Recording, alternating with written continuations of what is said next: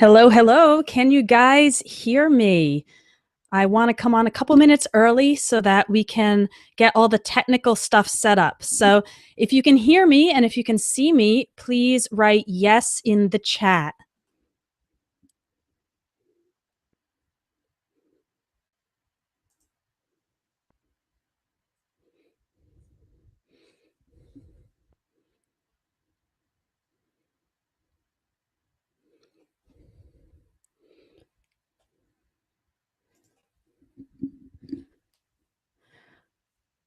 Okay, if you can't see the video, then just press play and I should be broadcasting right now. Thank you for those of you who have said yes that you can see me. And I've seen a couple of people coming from lots of different countries. So I'm uh I'm here in the United States right now. This is actually my parents' house where I grew up. And put in the chat, let's just introduce ourselves, where you are from. I think I saw someone from Brazil and someone from Moscow. Where are you all from? I'd like to know. Someone from Bangladesh.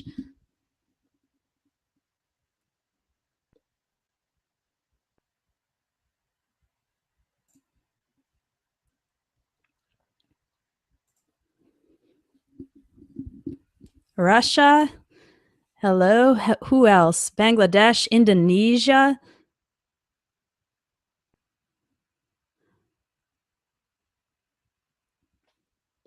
Well, this is great. I love being able to Canada. Hello, neighbor. I love being able to give class to people all around the world at the same time because it would be impossible for us to all meet in a classroom, but we can meet in my virtual classroom in this live cast. It looks like we have more than 70 people, which is awesome.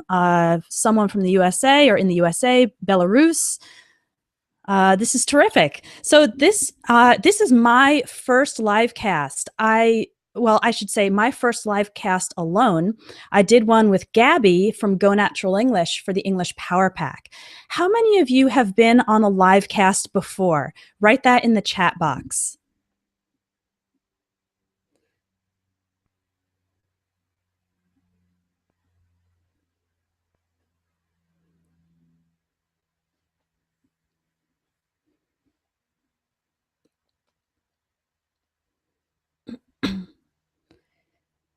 I just want to wait a few more minutes so we can have more people join us. It looks like we have almost 100 people.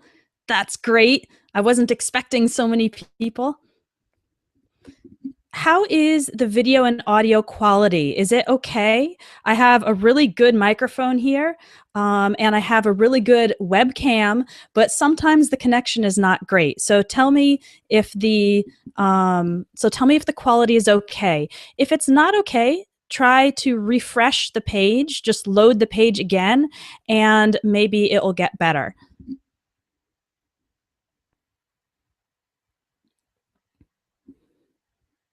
Okay, some people are saying the quality is okay.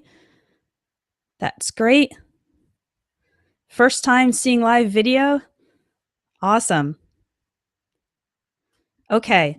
So, do you guys ever get nervous when you speak English? I know this is a problem for a lot of English learners is getting nervous. Well, I get nervous doing live video. So, I hope you guys will be patient with me and I hope you'll learn a lot today and give me some feedback in the chat. So, how this is going to work, this class is going to be about speaking English more naturally. Um, I know that a lot of my students get frustrated when you feel like you can speak English, sort of, but you feel like it's different from the way a native speaker would say it. Like my husband he's Brazilian and he's learning English and he's about pre-intermediate level. So he has enough words to communicate, but he's often not sure if it's right. Like he'll say something and then he'll ask me, was that correct? Or is there a better way to say it? If you've ever felt this way, like your English, you're not confident that it's the same way a native speaker would say it, put yes in the chat. I want to see how many other people have this difficulty.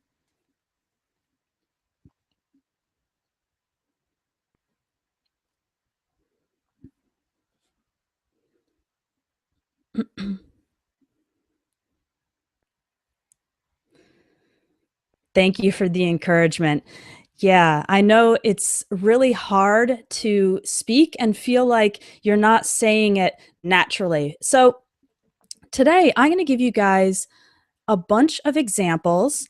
Um, One thing you might know if you've taken a course with me before, or maybe you don't know if you're a new student, is that in some of my courses, there are speaking tasks and writing tasks where you can actually record yourself and send me your voice or send me your writing. And then I correct those and I send them back to the students. Now, one of the things I do, of course, I'll fix any mistakes and sometimes I'll explain, the grammar rule or why I picked a different word, but I also correct things that just don't sound natural. Like they might not be wrong, but just native speakers would say them differently. And this is hard for an English learner to figure out on your own. You really need a native speaker to tell you, no, there's a better way to say this or a better phrase. So let me give you guys a quick example. I'm going to switch between the video and my PowerPoint presentation. I see we've got some new people coming from Morocco, Algeria, Brazil, South Korea, a lot of Brazilians, Egypt, Houston, Texas, Vietnam, Switzerland. Fantastic. Somalia. Oh, this is wonderful. Okay, let me switch over to the PowerPoint so I can show you guys some of these sentences. And I'm going to ask you some questions during the live cast. So just type your answers into the chat. Okay, let me see if I can figure out how to share my screen here. Screen share. Let's go to the PowerPoint. Okay, can you see my PowerPoint? It should show a slide on the screen with 2 sentences. If you can see it, please put yes in the chat box.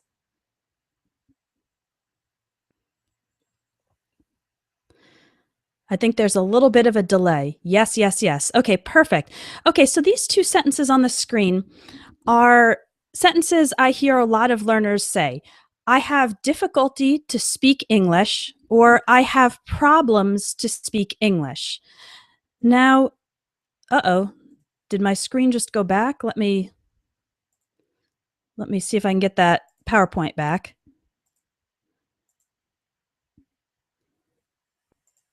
Okay.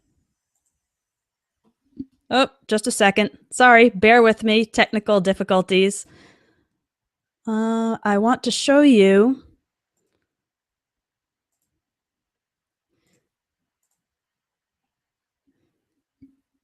Okay, is the PowerPoint back on the screen? Okay, so I have difficulty to speak English, or I have problems to speak English. If you say this, people will understand what you mean, but there's actually a better way to say it. Most native speakers wouldn't say it this way. So, who can think of a better way to express this phrase? Give it a try. Put it in the chat box if you can think of a better way to say this.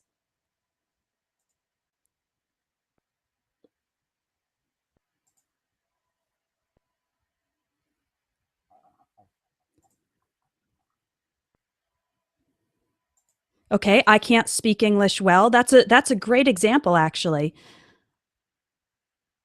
I can't speak English very well. Yeah, those are both very good, very natural sentences. I can't speak fluently. I have trouble speaking English. Speaking instead of to speak. Good suggestions, guys. A lot of you are on the right track. So you can see some of you said some great possibilities. I can't speak English very well. I have trouble speaking English. And here are 2 more possibilities. I have a hard time speaking English, or it's hard for me to speak English. So those are just more natural. They sound more like something a native speaker would say. So let's practice this phrase, I have a hard time, and then the ing form. So I want you to put in the chat box, I have a hard time, and then put some other activity. For example, I have a hard time waking up very early because I don't like to wake up early. Let's get some other examples from you guys. What do you have a hard time doing?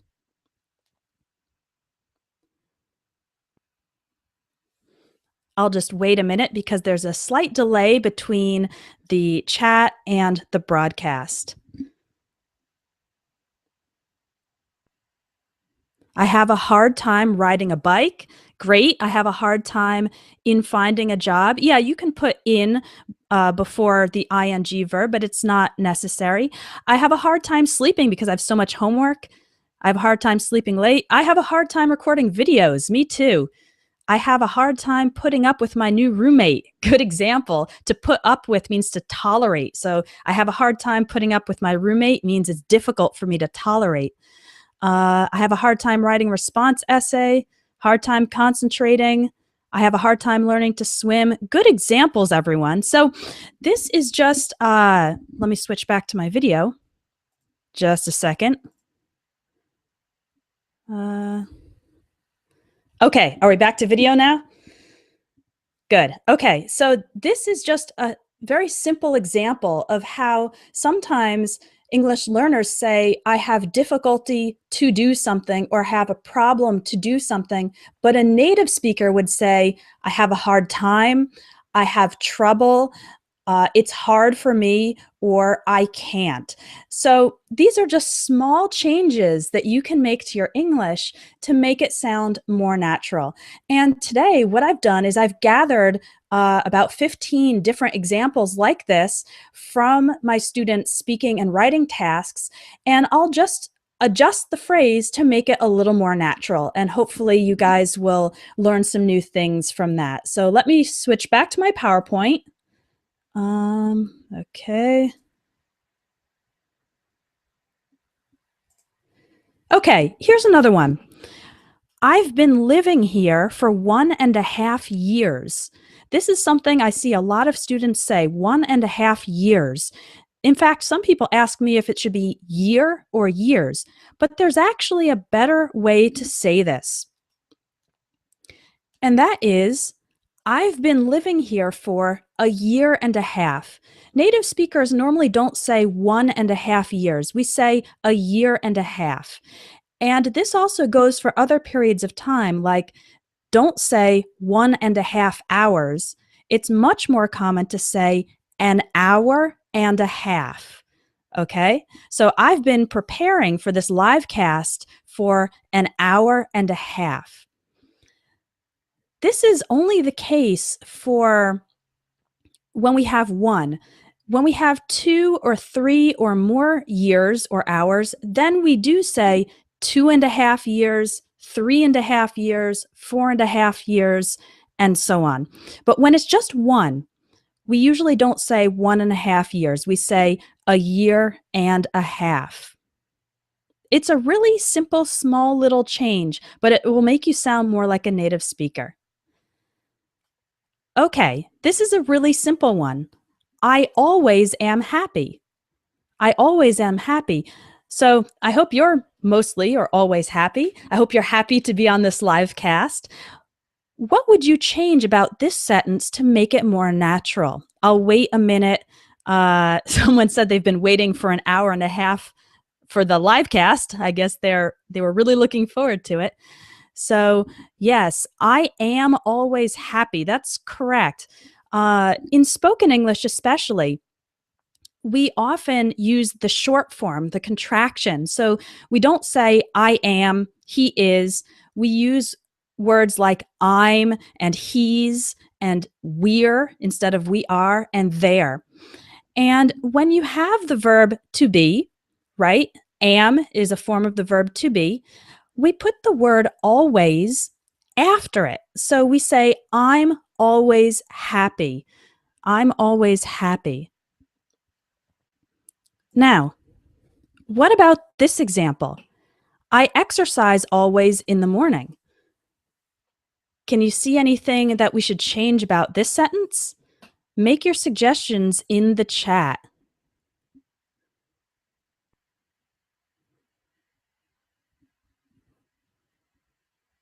Yeah, words like always and never and sometimes are adverbs of frequency.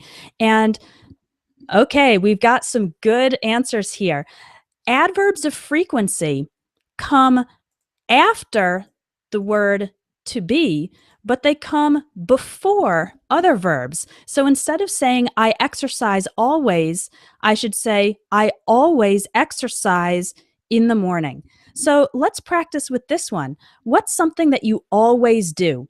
I always brush my teeth in the morning. Let's get some answers from the chat, and let me switch back to my video. Okay. I am always happy with my family. Good. Okay. Someone, what else do you always do? Give me some examples. I always drink a glass of water. Good idea. I always work until 3 p.m. I always play games. I usually exercise. Good. So usually is a different adverb of frequency, but it should also go before the main verb. I always practice English pronunciation in the morning. I always study English. I always play basketball. I always have coffee after a meal. Okay. I always drink a glass of water. Okay. We need the word there. I always drink orange juice early in the morning. I always study Shayna's English lessons. Okay. I always listen to music. I never drink coffee after 5 p.m. Great examples. I always meditate. Okay. Right. You guys got the hang of it. Okay. Let's go to the next example. So just to recap with that one, when you have the verb to be, then the adverb of frequency goes after it. When you have another verb like work or exercise, read, listen, then the adverb of frequency goes before it. And so that's the case with always, sometimes, usually, never, rarely, and the other adverbs of frequency. Let me get back to the PowerPoint. Okay. Okay, here's another one. This restaurant has a good quality of food. This restaurant has a good quality of food. It's not quite natural. So how can we change this sentence to make it more natural? Write your suggestions in the chat box. I'll just wait a moment. Does anyone have any ideas on how to make this sentence more natural? This restaurant's food is of good quality. Okay, we're getting better. This restaurant serves good food. That's good. This restaurant has good food. Okay, we don't need the word there. This restaurant has good quality food. Good food, right. Okay, so you can see there are actually a number of different ways. I just put one example here. This restaurant has high quality food, is a little bit more common. But, high quality is, it's not a very common thing. When we're talking about food, native speakers are more likely to say this restaurant has excellent food, or this restaurant has delicious food. Delicious is a word that's specific to the word to food or to drink. You could say this restaurant has wonderful food, or you could change the sentence around a little bit and say this restaurant's food is excellent. Okay, so those are a couple of different ways. Let me go back to the video. Those are a couple of different ways that you can make the sentence more natural. And what about if you have the opposite situation? If the restaurant has low quality food? Well, some ways you could say that is this restaurant has, you could say low quality food, but you could also say the restaurant's food isn't very good. It's really common when talking about something kind of bad in English to use the negative of the good thing. So instead of saying the food is bad, we often say the food is not so great or not so good. You could say the food isn't very fresh. So it's, it's common to say, you could, if you really want to make a strong statement, you could say the restaurant has terrible food. Okay.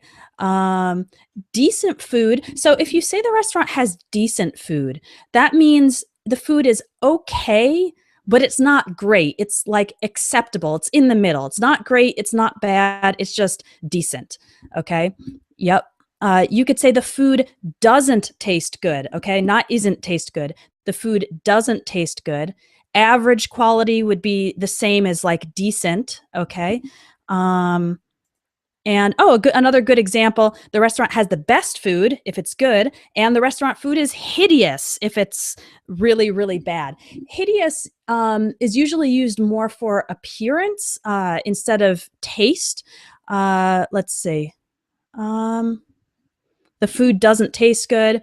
This restaurant doesn't have high quality food. Okay, we need to use doesn't have instead of hasn't, because hasn't would only be used for the present perfect. And here we're talking about has with possession.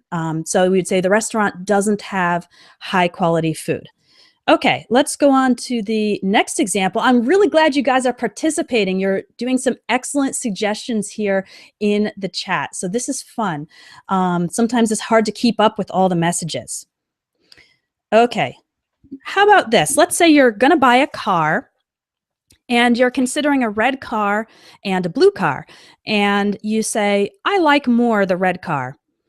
What's the problem with this sentence? Can you guys figure it out?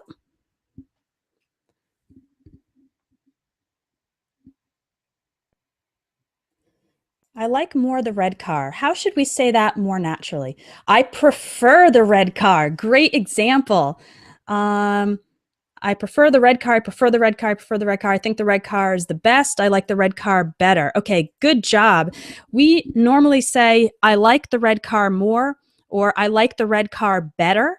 Okay, that's a common question. Which one do you like better? Or which one do you like more? I like the red car more. I like the red car better. Or you can use the verb prefer. I prefer the red car. Now, if you use prefer, then you don't need more. You just say, I prefer the red car. You don't need more and you don't need better. Personally, I prefer blue cars, but that's because blue is my favorite color. Okay, here's an interesting one. All the bananas are not ripe. The word ripe means when a fruit is ready to eat. Okay, so when a banana is ripe, it's yellow, maybe a little bit brown, and it's nice and soft and sweet, and you can eat it. But when the bananas are not ripe, then it's green and it's hard. So can you figure out what the problem with this sentence is? All the bananas are not ripe. How would you make that sentence more natural? Not all the bananas are ripe. Yes, a fruit that is ripe is ready to be eaten. All the bananas haven't ripened yet. Cecilia got it. None of the bananas is ripe. So I would say, personally, I would say are, because bananas is, the word bananas is plural. None of the bananas are ripe. Okay, so instead of saying all of them are not, we usually say none of them are. Okay, see the difference? They mean the same thing, but it's much more common for a native speaker to say none of the bananas are ripe. Here's another example. I don't have this on the PowerPoint, but someone wrote to me, all of the students did not pass the test. We have all being used with not. But a better way would be all of the students failed the test, right? Fail is not pass. So all of the students failed the test, or none of the students passed the test. So to make your English more natural, don't use the word all with the word not. Either say, you could say, all of the bananas are unripe, or all of the bananas are green. Sometimes we use the word green to describe something that's not ripe, or use none. None of the bananas are ripe. None of the students passed the test. Okay. Now, I saw some people making suggestions or asking about most and some. Now, with most and some, then it's okay to use the word not. So you can say most of the bananas aren't ripe yet, or some of the bananas are not ripe yet. It's really more common sorry, it's just with the word all that we try not to use not. So most and some, we can use not. Most of the bananas aren't ripe. Some of the bananas aren't ripe. Okay. Let's see. Let me just catch up with the chat. Wow, you guys are really, okay, so there's an interesting question. Is none, when we have the word none, is none singular or plural? I think the word none, I'm going to have to look this up. It might be singular, but in common use, in everyday use, we usually have it plural when the noun is countable. So let me give you some examples. You'll understand it better. So if I say none of the bananas, it sounds a little funny to say none of the bananas is ripe, just because bananas is sounds odd, even if technically none might be singular. So most native speakers will say none of the bananas are ripe, none of the students are studying, none of the rooms were cleaned. But when you have an uncountable noun, so an uncountable noun is one that can't be made plural, then we'll say none is. So none of the water is safe to drink. Water is uncountable. And so we say none of the water is safe to drink. None of the furniture was damaged in the move. So furniture is another uncountable noun. And so we say none of the furniture was singular. That's a really, yeah, you agree with the noun, exactly. Let's see. Yeah, some of this does get a little tricky, and usually it's easier to try to remember them on a case-by-case basis instead of trying to study the rule, because I guess when you pay attention to native speakers saying, none of the furniture was damaged, none of the bananas are ripe, try to just remember that as a phrase instead of trying to think about, is it countable? Is it uncountable? Are we talking about many things, or are we talking about all of one thing? It gets a little difficult to think about. So I recommend just paying attention when you hear people use phrases with none. Okay, let's move on. Let me get back to the PowerPoint. Oops. Come on, PowerPoint. Where is it?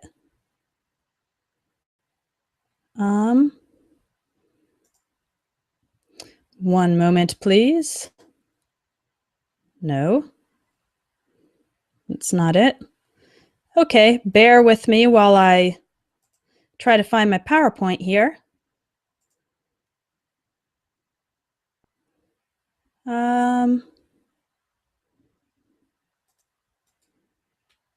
Maybe I'll close it and open it again. Okay, just a second. I want my live stream PowerPoint. Because I want to show you guys some more examples.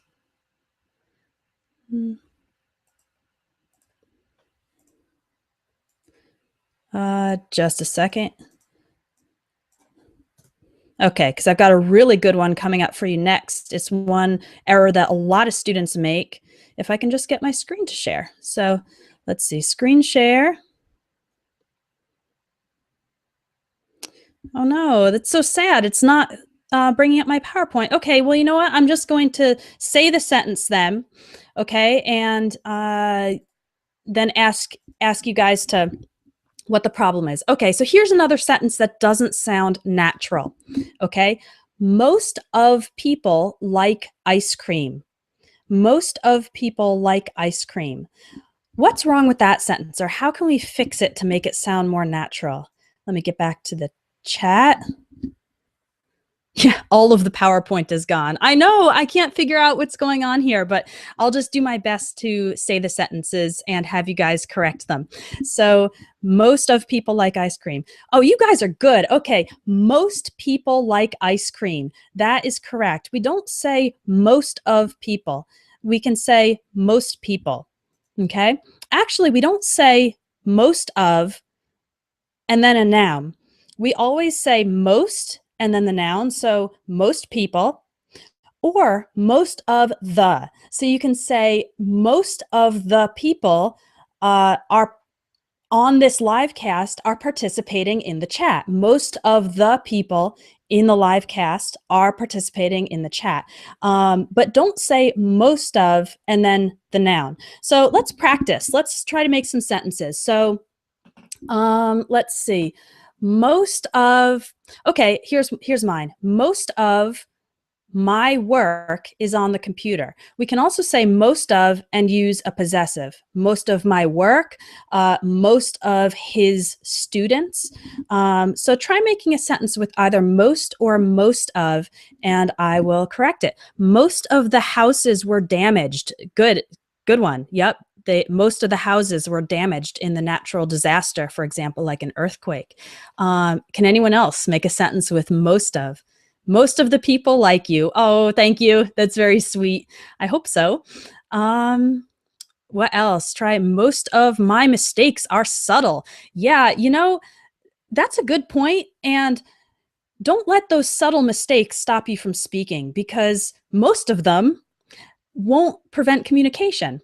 Most of the children in the school do well in math. Maths is the way we say it in British English. Most women love chocolate. Yes, I'm one of them. Most of yours cars are blue. That should be most of your cars are blue, okay? Most of the roses in my garden are white. Very nice. You should have most of your courses are good or most of the courses are good. It's hard to understand most. Okay, so it's hard to understand most native English speakers. Remember, most of the native English speakers or just most native English speakers? We shouldn't have of in that question. Most girls like gum. Yeah, okay, I suppose so. Most people are not interested in learning a second language in the Dominican Republic. Okay, good examples, everyone. Let's move on to the next one. Okay, another very, very common mistake. Here's the sentence I hear a lot of people say.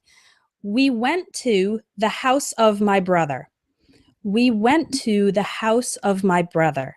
How can we make this sentence more natural? Let me go look at the chat.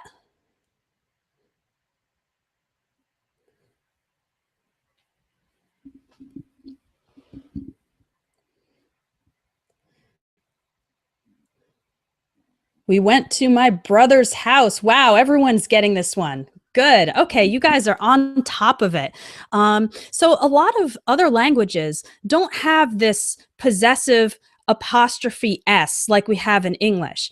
And like I know in Portuguese, I speak Portuguese, we would say we went to the house of my brother. But in English, whenever possible, we use the apostrophe S. So we went to my brother's house. You can also say we went to my brother's place. Place is just kind of a general word for house, apartment, wherever the person lives. The interesting thing about this possessive, my brother's house, is that we can actually have two in a row. So we could say, we went to my brother's girlfriend's house. Okay, so the house is owned by the girlfriend of my brother. We went to my brother's girlfriend's house. Now we try to avoid having more than two. So for example, it would get kind of crazy if we said, my brother's girlfriend's dog's food is very expensive. So that starts to get a little crazy. If you wanted to say a sentence like that, you would say, my brother's girlfriend has a dog and his food is very expensive. But we can have two in a row. So for example, my mother's coworker's car got stolen or something like this. Sometimes people ask me, do we ever say, the house of my brother or the house of? Sometimes, usually not when it's a person. So when it's a person, we have, we use the possessive with apostrophe S, but sometimes we will say, let me think. Sometimes we will say the economy of the country instead of the country's economy, or especially if, let me think, especially if it's, I'm having a hard time thinking of another example, but sometimes if the noun is very long, then we will use of instead of uh, the apostrophe s. Okay, here's one. Let's say you're going to the house of a person, and this person is the director of human resources in your company. So we probably wouldn't say we went to the director of human resources' house. It's just too long because that title, director of human resources, is a long title. So we would probably just say we went to the director's house, or we went to my coworker's house, or my supervisor's house, my boss's house. So oftentimes when the title is long, then that might be a case where we change it a little bit so we don't use the possessive. Okay, I'm going to try getting this PowerPoint back one more time because I really want you to see the next one. PowerPoint. Can you guys see the PowerPoint now? All right, okay. Here's another example of a sentence that's not quite natural. Karen and I met 5 years ago and were friends until today, or were friends until now. What's wrong with this sentence, or how can we change it? Give me some suggestions. Karen and I met 5 years ago and were friends until today, or friends until now.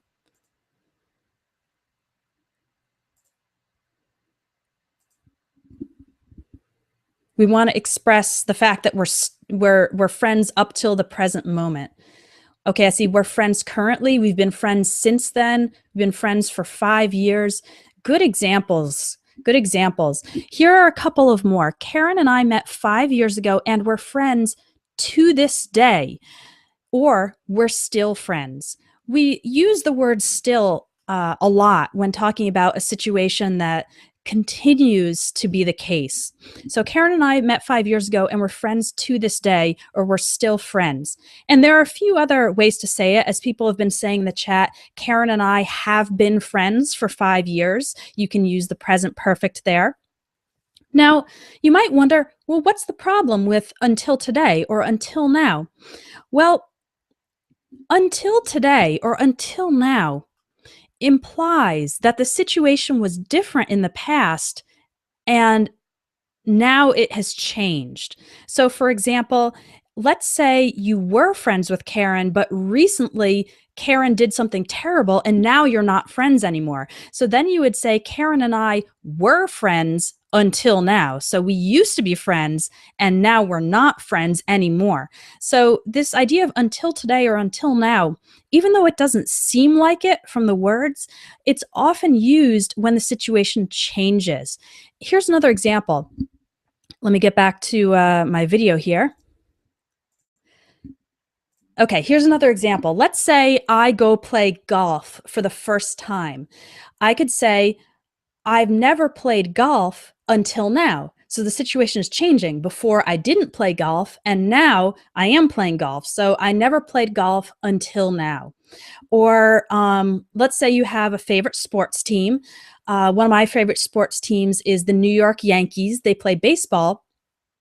And let's imagine that the Yankees are having a great season and they're winning all their games, and then they lose a game. So I could say the Yankees just lost a game. They were doing well until today. So in the past, they were doing well, and now they're doing badly, or now they lost. So this phrase until now or until today is often used when the situation changes. And when the situation stays the same, then we use words like to this day. So I started working at Espresso English 5 years ago, and I'm working at Espresso English to this day. That means I continue to work at Espresso English. Or still, you can say, I'm still friends. We have a Red Sox fan in the chat. That's the rival team to the Yankees. So they're like the biggest enemy. Okay, so someone asked, what about up to this day? That's, most people won't use that. They'll just say to this day. And yes, you can use currently. Currently, yeah, you can use it. When do we use till now? Till now, I think is about the same as until now. I hadn't played tennis until now, right? So I didn't play tennis before. Now I'm playing tennis for the first time. So till now is the same as until now. You can use currently, you can use still, you can use the present perfect. Okay, let me move on. Let's get back to the PowerPoint.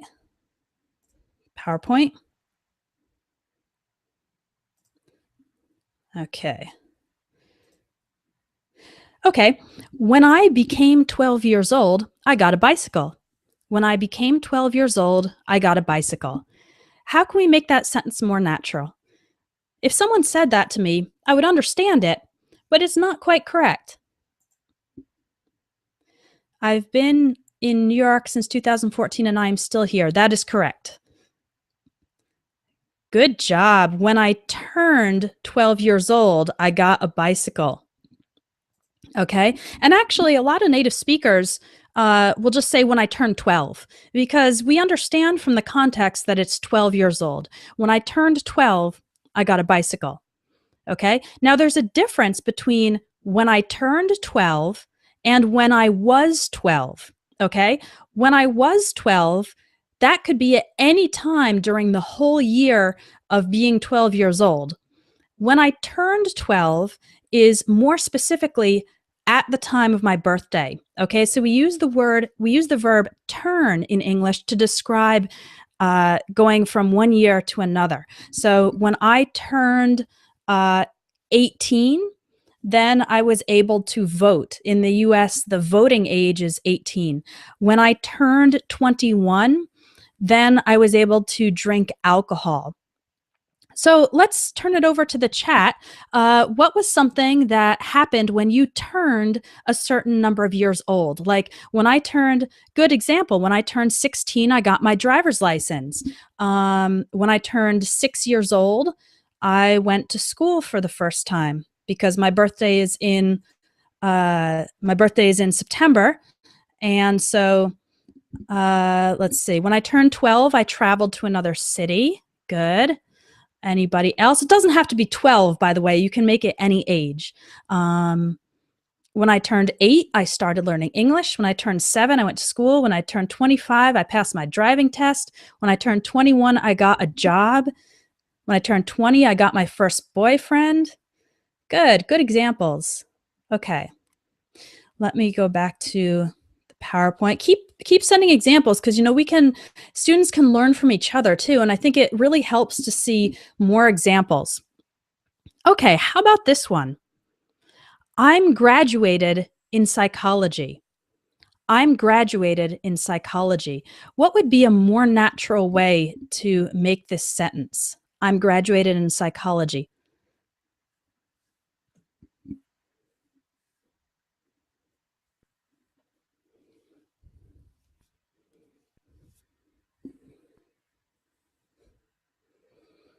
Okay, good. Some good examples. I'm a graduate in psychology. I got a degree in psychology.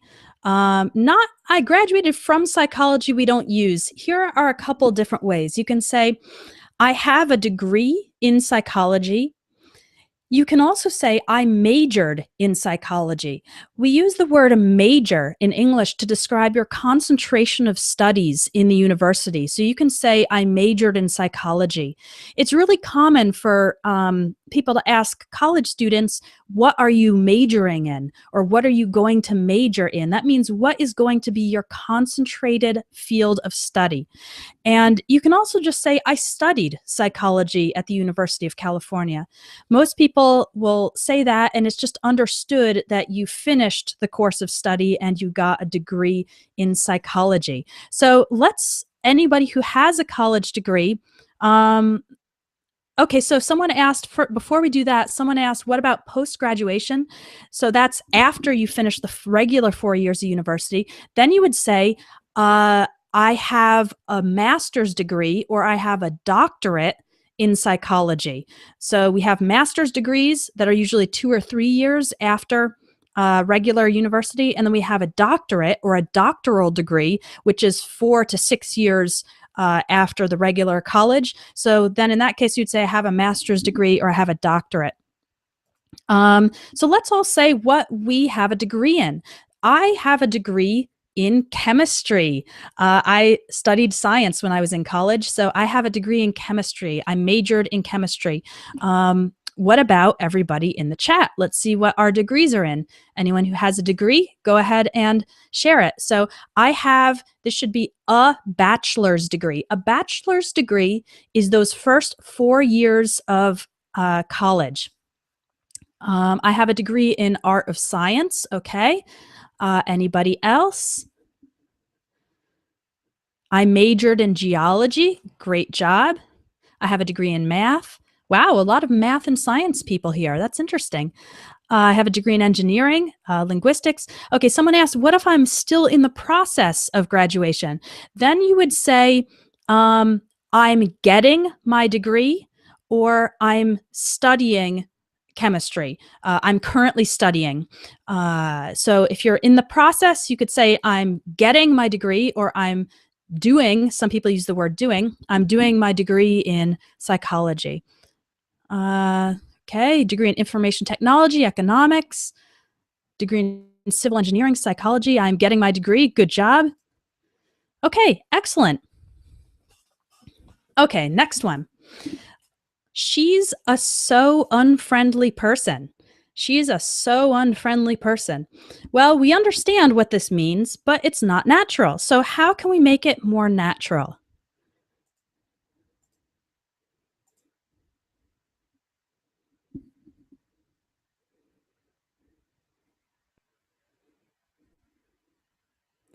Okay, we can say she is not very friendly. She's such an unfriendly person, or she is a very unfriendly person, or she's so unfriendly. She is quite unfriendly. She's so mean. Good. Mean is the same thing as unfriendly. Great examples. So, those are some of the ones I had here. In fact, you can say she's a very unfriendly person, or she's such an unfriendly person, or simply she's so unfriendly. So, when do we use so and when do we use such? We use so when we have only an adjective. So she's so unfriendly. Unfriendly is our adjective. But if we have the noun person after that, then we would say such. She's such an unfriendly person. Another really good example is when you see a dog, you can say that dog is so cute, right? Because cute is an adjective. Or you can say that's such a cute dog, because when we have the word dog at the end, then we need to use such. So let's practice this. I want you to say something about your best friend, and it should be using so or such, and it should be a good adjective, right? Unfriendly is kind of a bad adjective. So, my best friend is such a good listener. She really listens to me. And my best friend is so smart. Okay, so I want to see your examples. Um, let's see. If the video or audio is freezing, my friend is so sociable. You need the word is. My friend is so sociable. I'm such a good friend. Good. She is such an adorable person. Good. Such a sweetheart. Good. Good word. Sweetheart is a word of affection for someone who you really love and they are very nice. My best friend is such good company. She's such a dedicated professional. She is so kind. She is such a pretty girl. My best friend is such a hard worker. She's such a talkative person. Good. That describes my mother. My mother is such a talkative person. Shayna is so cute. Aw, thank you. Such an amazing person. My best friend is a good helper. Great. My friend is such a shy person. Mm-hmm. Good. Good examples, everyone. Okay. Let's see what we have next. All right. Back to our PowerPoint. I think I'm getting better at this live casting thing. Okay. I want to buy as soon as possible a new car. I want to buy as soon as possible a new car. How can we make it more natural?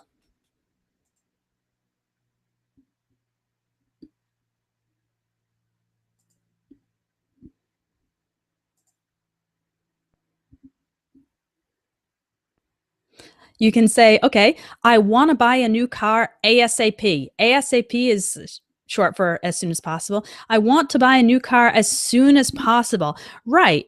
Um, when we have a verb like buy, and then we have a direct object. So in this case, the direct object receives the action of the verb. So our direct object is a new car.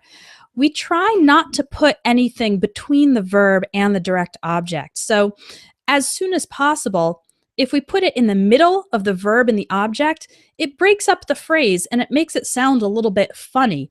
And I think a lot of you have a good English sense because you recognize that this doesn't sound correct. So I want to buy a new car as soon as possible. Okay, so let's do some more examples. Okay, what do you want to buy as soon as possible? I need to buy some shampoo as soon as possible. Let's see your examples in the chat. Someone asked, what is the difference between quick and soon?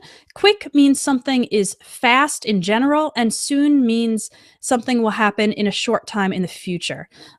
So you could say, I want to buy a new car as quickly as possible, but it's more common to say as soon as possible. I want to find a new friend as soon as possible. I want to pass the TOEFL exam ASAP. I want to buy a pair of socks as soon as possible. Buy some bread ASAP. Bread is uncountable in English, so we'd say some bread instead of a bread. I need to buy a new camera as soon as possible. I want to buy a flat as soon as possible. Flat means an apartment, okay? In British English, they say flat. I'd like to buy a bicycle as soon as I can, okay? So when we want to use I'd like for I want, we need I'd. I'd like to buy a bicycle as soon as possible. I want to buy a house ASAP. I want to improve my English as soon as possible. I want to gain the American accent as soon as possible. Great job. I'm impressed. Okay.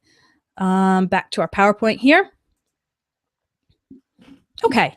Next one. This one's pretty simple. I entered into my house. How should we make this one more natural?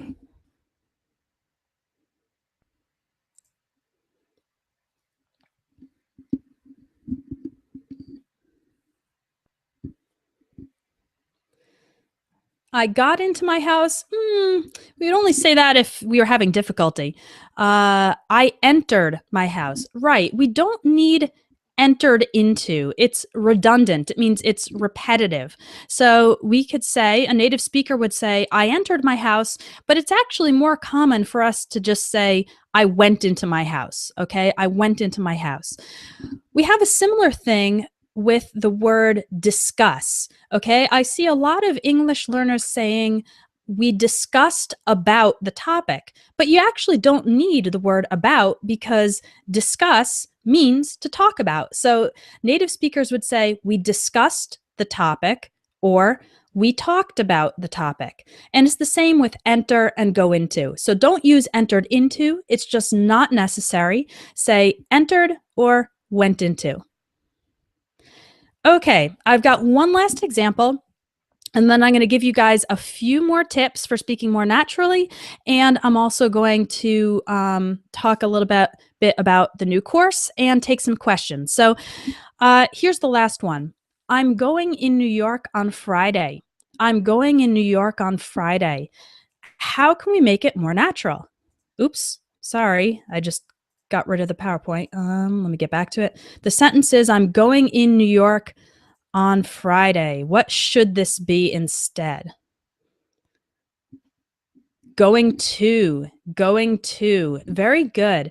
You know, a lot of English learners learn the fact that you use in with cities and countries and areas, and we use on for streets, and we use at for contexts. But with the word going, we always use to. So don't say I'm going in New York, say I'm going to New York. This applies to countries as well. So I'm going to Italy next summer. That's not true. I wish it was. But tell me about the next place you're going to. We would say I'm going to Long Island. I'm going to, okay, where are you going? Um, let's see. I'm going to the gym later, personally. Uh, let's see. Wait for the chat. I'm going to a pristine area on Sunday. Very nice. An area that is pristine means it's perfect and it's natural and it's clean. I'm going to visit my parents in Mexico. I'm going to London soon. I'm going to a barbershop soon. Barbershop is for cutting hair. I'm going to Stockholm next week. I'm going to Paris next long weekend. I'm going to Ukraine. I'm going to Japan. For Long Island, we would say going to Long Island. But if you live there, then you would say I live on Long Island. Okay, so but it's just with going where you use to. I'm going to travel to Alaska. I'm going to start college. Okay, now there is one exception, at least one that I know of, where after going, we don't use to before the place, and that is going home. Okay, so we don't say going to home, we just say going home. So after work, you say, I'm going home. And in this case, we don't use the word gonna. Okay, we only use gonna when there's another verb after it. Okay, so for example, I'm gonna study English. But when we're talking about going to a place, then we don't use gonna. We say, I'm going home. I'm going to the library. Someone asked, what's the difference between I'm going and I will? I actually have a lesson about that at Espresso English. If you search for Google for Espresso English with going to and will, you'll find that lesson, okay? So remember, use going to when going to places, except for going home. Oh, that's another good example. I'm going abroad. Abroad means you're going to a different country, and we also don't use to. I'm going abroad means I'm going outside the country. Great job. Okay. All right. Okay. So to finish, so those are about 15 different examples of just little changes that you can make to English sentences that it just makes them better, makes them more natural. The previous sentences, not all of them were wrong. It's just that it's not the same way a native speaker would say them.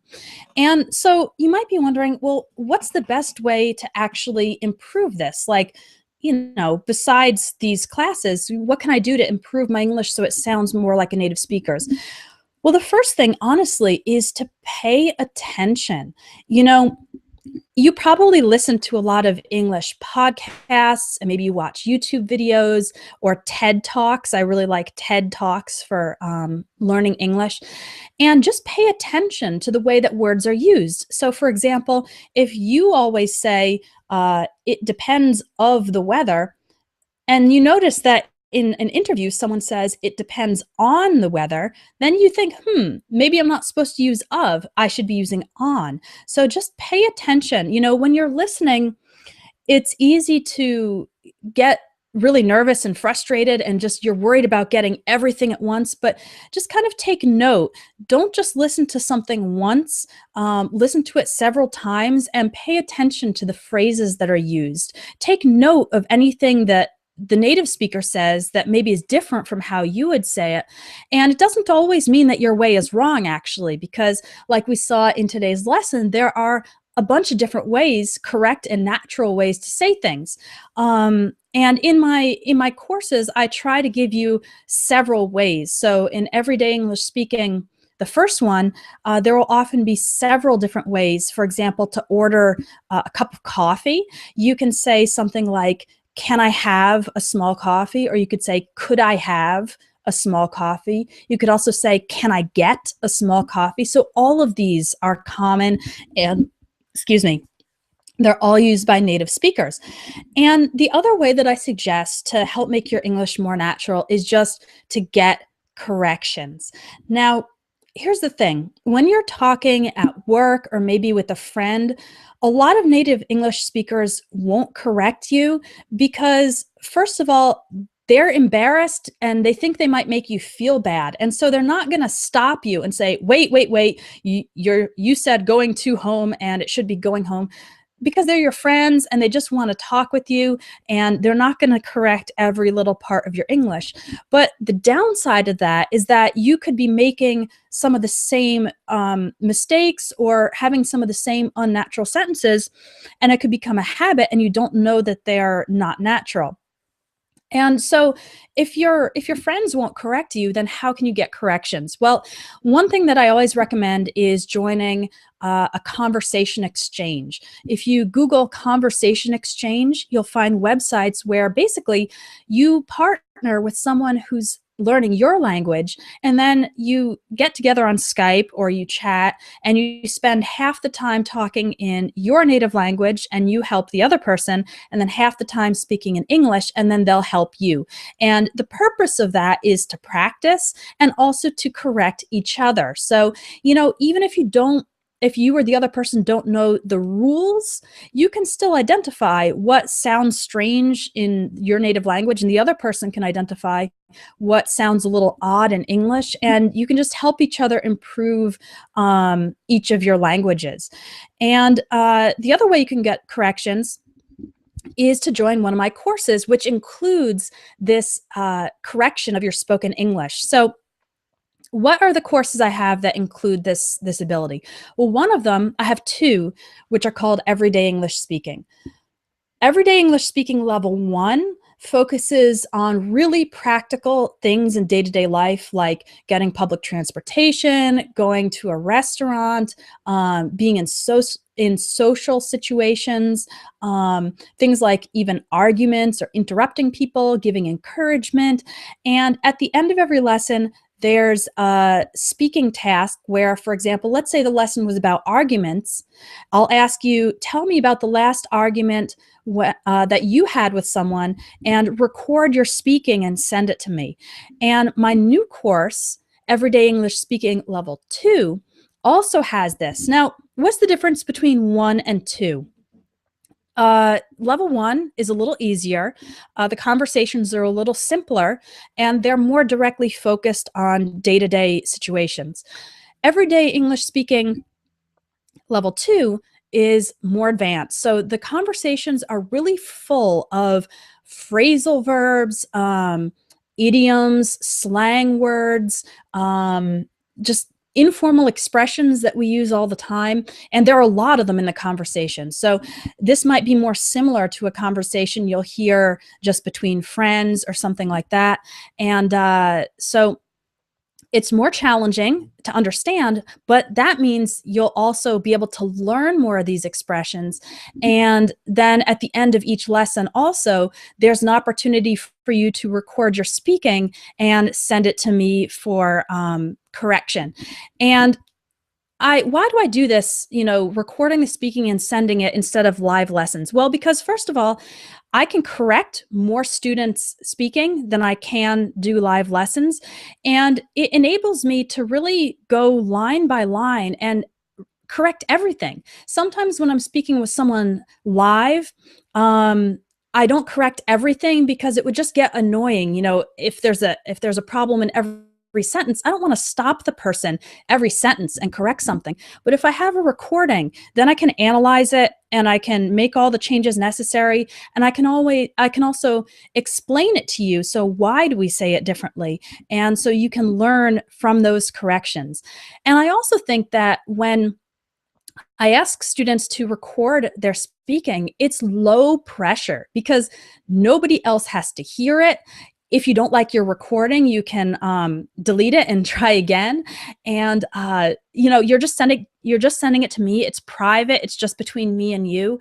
So the corrections I send you, I'm not giving you a grade. There's no pressure. I just want to help you improve your English. So right now, there's a promotion, there's a discount for the second level of Everyday English Speaking. That course has 45 lessons and it's going to be $45.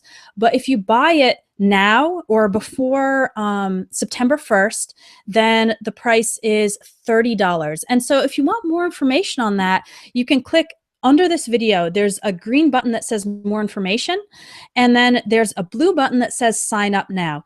And under more information, there is a description of the course, and there are sample lessons so you can actually see what these lessons are like. And in the sample lessons, you can record your voice and send it to me. So, if you think you would benefit from this, go ahead and give it a try, and I will send you back my feedback. So now we've got about, 10 minutes left. Guys, thank you for your participation. It's been really fun, and I'll just take a few questions from the chat. So let's see. Let me just catch up on the chat because there's a lot chatting going on. Okay. First of all, you're welcome. I'm glad you guys enjoyed this live cast, and I hope to do this again. I hope to do it more often. And yeah, it's a little difficult being on live video, but if you guys enjoy it, I will do it more often. Okay. So where to send your recorded voice? Go ahead and click on the green button, more information, and then click on the free samples, and then download the free samples. You will see where to send it. You're quite welcome. I do not have italki. I'm sorry. I highly recommend italki for speaking with native speakers and teachers, but I don't do it myself. How to speak continuously I think you meant without hesitation. So, well, first of all, remember that it's normal to pause when you're speaking. You don't have to just keep speaking and never stop. Like right now, sometimes when I'm talking, I'm pausing. So it's okay to speak with pauses. Remember that speaking fluently doesn't mean you have to just constantly talk. Now, the biggest tip I have for speaking without hesitating is to learn to think in English, okay? Because it takes time if you're translating from your native language and you're also kind of worrying about, is this the right word? I'm not sure. Learn to think in English, and also don't worry too much about mistakes, because if you get too hung up on mistakes, that means if you get too obsessed about the mistakes, then you're going to hesitate a lot. But even though this lesson was about correcting those small, subtle errors in your English, I really think that communication is the most important goal. So even if it's not quite correct, it's more important to just get it out there and talk and communicate than it is to be perfectly correct in every single little thing. So those are my two tips. Learn to think in English, think directly in English without translating, and don't obsess about the word choice. Just get it out there, and if there's a miscommunication, you can work it out, but don't let that make you hesitate. Okay. For problems in pronunciation, pronunciation is really, I always say, it's like going to the gym, and you're not gonna, if you practice pronunciation, just like if you go to the gym one time, you're not suddenly gonna become super muscular after going to the gym one time. You have to do it over and over. And so in the same way with pronunciation, you've got to practice it every day over a long period of time. And I highly recommend shadowing, which is where you get a podcast or a video or any sort of audio of a native speaker talking. You play the first line and pause it and try to repeat it immediately after the person. Now, I have a course on this where I pause the audio and give you some space to repeat, so you can do that naturally. But I've had other students do it with Barack Obama's speeches. He's a really good speaker. You can do it with any audio. Just play the first line, pause it, and try to repeat immediately.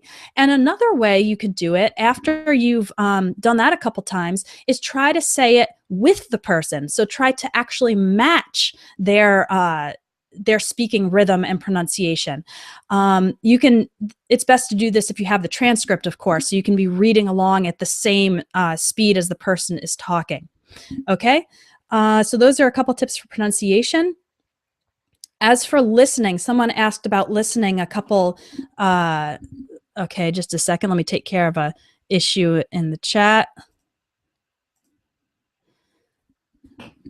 Okay. Um, okay, someone asked about listening. Listening, I also recommend listening multiple times, and the first time you listen, try to get just the general ideas. Don't try to get every word. That's a big mistake. So, the first time you listen, just try to get the general ideas.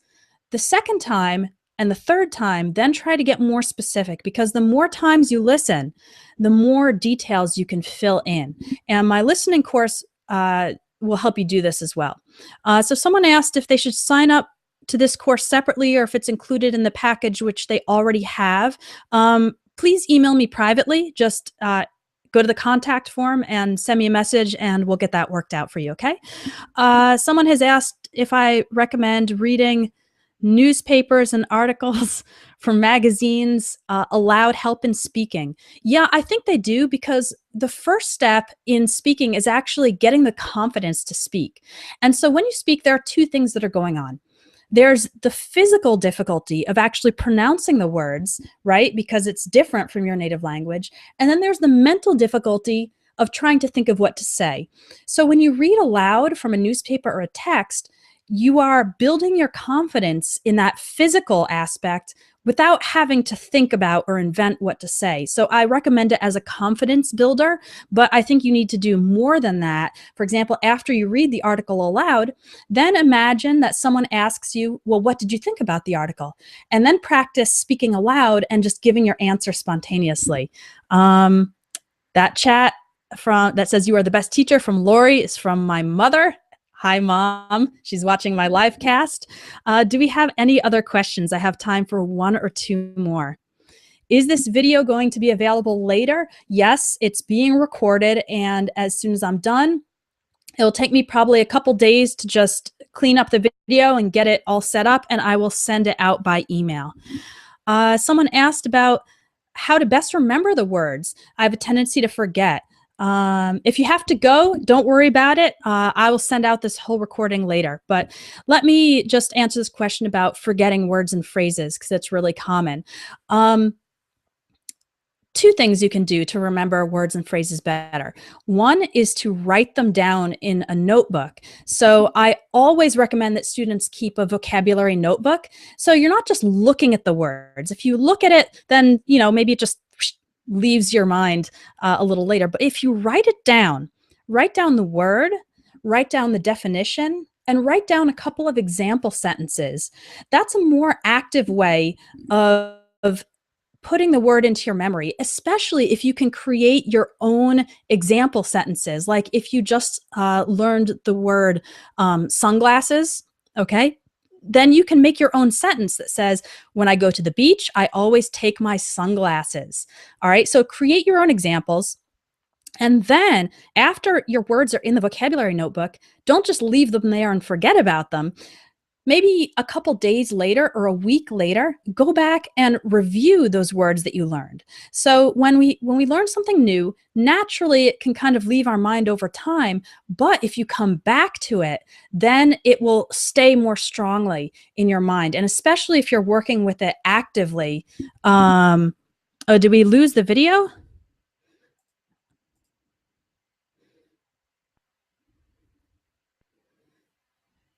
Um, can you guys see me?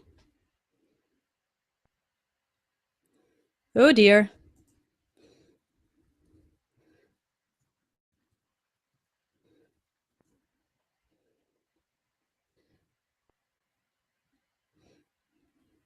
Hmm.